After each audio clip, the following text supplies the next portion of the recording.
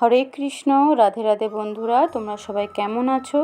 আশা করি তোমরা প্রত্যেকে ভালো আছো, আর আমিও খুব ভালো আছি। তো অনেক দিন হয়ে গেছে গোপুসোনার ছোট্ট মিনি ব্লগ তোমাদের সাথে শেয়ার করা হয় না, নানান ব্যস্ততার কারণে। তাই আজকে গোপুসোনার জন্য কি কি রান্না হয়েছে তোমাদের সাথে একটু শেয়ার করছি।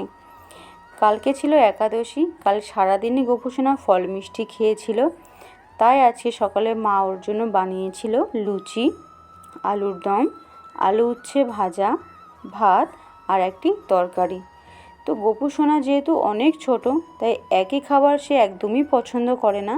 তাই মাঝে মধ্যে মা নয়তো আমি ওকে কিছু না কিছু বানিয়ে দিই। ও সেবা করে খুবই খুশি হয়, আর আমরা ওকে সেবা করে খুব খুশি হই। তো বন্ধুরা, এই ছিল আজকে আমার গোপাল সোনার ছোট্ট একটি মিনি ব্লগ।